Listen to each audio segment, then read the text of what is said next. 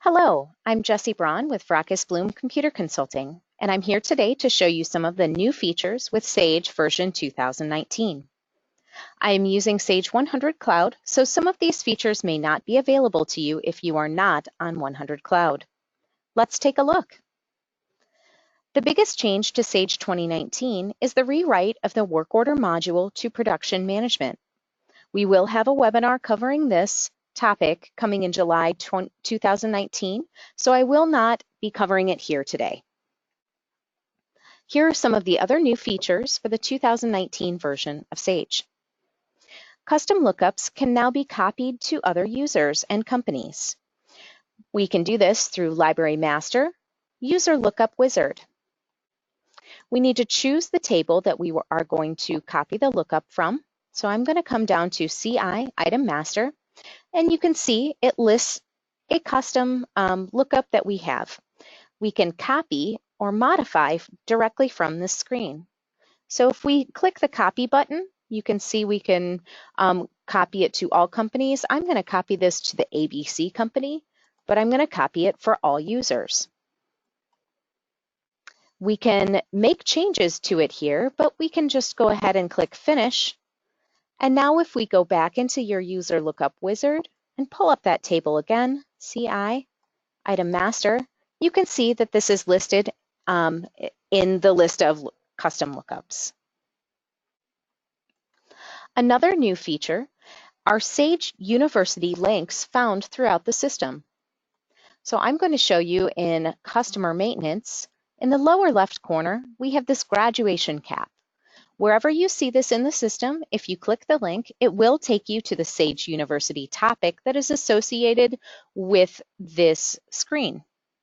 Go ahead and notice them throughout your system in version 2019. They really are kind of all over the place. Another new feature that we have is related to the activity log. So if we come up to Library Master, under Reports, we have the activity log. This has been updated to include more information, including role and user changes, as well as company maintenance changes and system configuration changes. So you can see here it lists company changes, and if we had any role things, those would also be listed here as well. We can also configure the activity log to show only a certain number of records and other options. This can be done over here through the Configure button, and you can see we have a lot of options here. We can have it default to only loading a certain range of records or a certain number. We can also make decisions about what happens when the records are purged and how often to purge. So go ahead and check out the configure options here in the activity log. Purging the activity log is also new and can be done here through the Purge button. One of the biggest changes is to the Paperless Office module. There are a lot of really great changes that have been put in place for this version. So let's start in Paperless Office. We're going to come down to our electronic delivery message maintenance. You can see that this screen is very different now. We have the ability to format our email the same way as you would format any regular email. You can have different font types, bolds, you can put in pictures, lots of different things that can be done here. I'm going to select a form just so that I can show you the merge fields that are available to you when we have a form selected. So before, the merge fields that were available to you were very minimal. I think you had your company name, the customer name, a document number. Some of the notable ones that we have are customer PO number, invoice due date, and invoice type. So we can create an email down here that uses these merge fields from the document and list, the customer's PO number. This is a big feature for a lot of users. Additionally, we can come over here to our delivery options in the customer, and this can be done also for the vendor.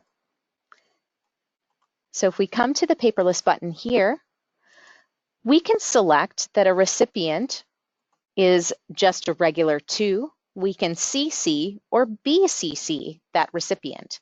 So we now have a lot more options as far as how we want to send these emails and which email should go to which section. Another new feature is in salesperson maintenance. We now have the ability to use Paperless Office to also email our salesperson.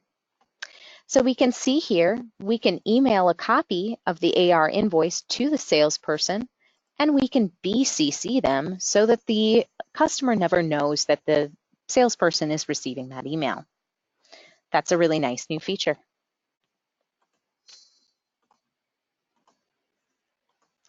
Additionally, we have the ability to add a document when you're in the process of emailing your forms. This can only be done when you're emailing, so I'm not going to show it to you today, but this could be used for attaching customer-specific instructions or drawings to your Paperless Office delivery. We have a few new options in General Ledger that I'm going to show you now. So I'm going to come up to General Ledger, Account Maintenance. We now have the autocomplete option for GL numbers. So if I type in CA, it's going to pull up any of the accounts that have cash or CA, anything with CA in the description. So this is very similar to what you would see with accounts receivable. With your customers, with your items, any of those lookups, this is going to be very similar. We also now have the option that when you are printing your general journals and selecting PDF output as your printing option, you can consolidate all of these entries into one PDF instead of separate PDFs. This option can be turned on or off through your role maintenance. So we're going to come up to Library Master, Role Maintenance. I'm going to pull up a role and go to our module options. Under General Ledger, you can see we have a checkbox for Print Multiple PDFs for General Ledger. If we uncheck this box, it will allow us to consolidate those reports into one PDF when you are doing your update.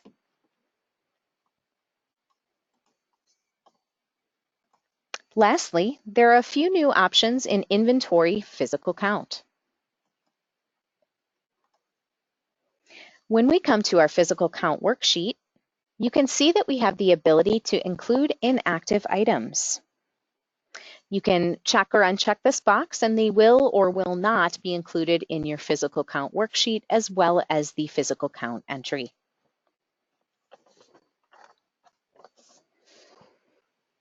Also, during Physical Count, we can now look at item inquiry. So if I'm in Physical Count entry and go to the Lines tab, if I highlight an item, we now have the ability to drill down and show the item inquiry for this item. You can see where it is in other warehouses as well as where it is being used. Again, the biggest changes to Sage with version 2019 are with the work order module, and you'll find our webinar out on that in July 2019. But you can see there are some great new usability features here, especially with Paperless Office. Sage 2019 is still on its original version of original release version, so we can expect future changes as well with the 2019 version. I just wanted to give you a little taste today of what's coming for you with this new version of Sage. Thanks very much for watching.